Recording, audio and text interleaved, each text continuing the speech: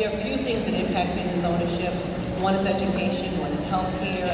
Can you talk about your platform impacting healthcare and education? Absolutely. So that was the beginning of my presentation. So education. Look, my first grade teacher, Mrs. Frances Wilson, God rest her soul, attended my law school graduation.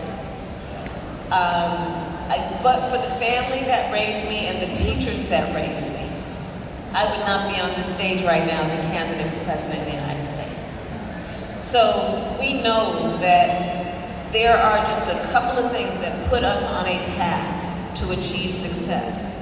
And it will make all the difference because every child has a capacity.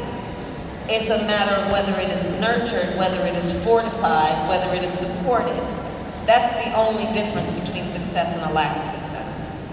And so education is one of the things that will guarantee that our young people can achieve their potential.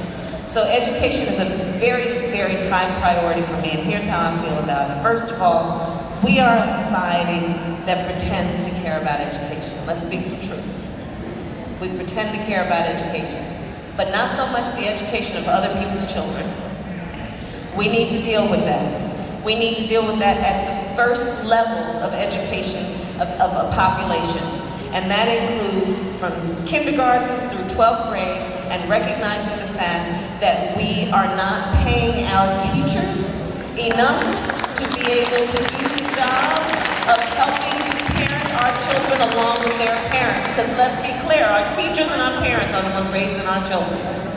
But around this country, I have been traveling and meeting teachers who are paying for school supplies out of their back pocket, teachers who, in some cases, are working 2 jobs, 3 jobs, and we are not recognizing their value and the critical nature of their work to allowing us to have a thriving economy and successful businesses. So we've got to start there, which is understanding we've got to support our teachers.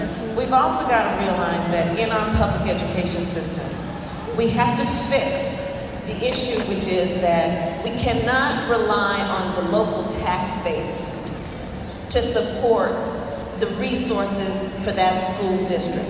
Because what ends up happening, which we know throughout South Carolina and so many places in our country, is that if the local tax base doesn't have a lot of money, then the school district's not going to have the resources it needs. And that school district tends to be the exact school district that needs more resources, that needs more support. So as president, one of my priorities would be to fix this problem. Because we cannot expect our children to learn and thrive if we don't put the resources into educating them in the way that they deserve to be educated. I think of education as being a fundamental right and a civil right. And frankly, it is a violation of civil rights to have a child go without not just access to education. I'm not talking about their ability to just walk through a schoolhouse door. Let's be very clear about this. I'm talking about access to a robust education. That has to be thought of as a fundamental right, and that has to be a priority, and it is time that we have a national priority around the education and the public education of the children of our country. Could I just ask Senator one question?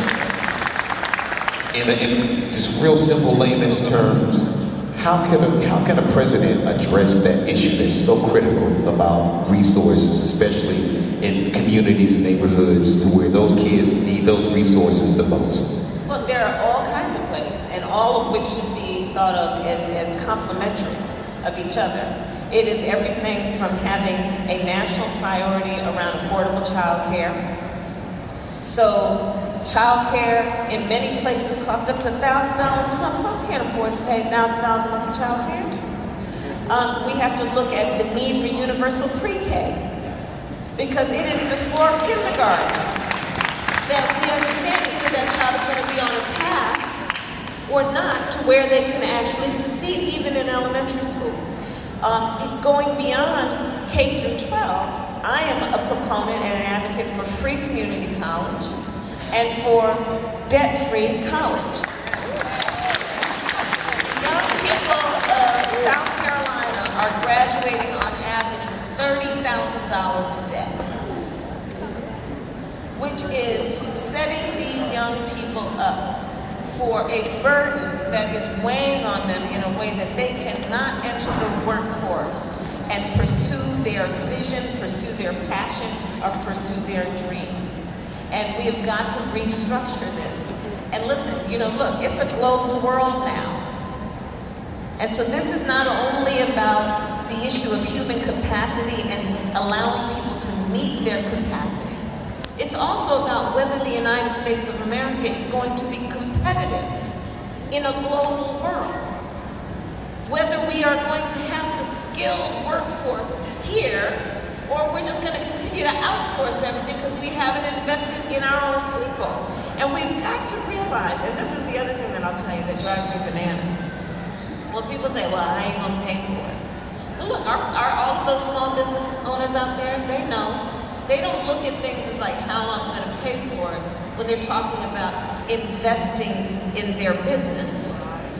They know it's an investment, and the analysis is what is the return on my investment. It's not what is the cost, it's what's the return on our investment. Well, investing in the education of our young people will reap us a huge return on that investment.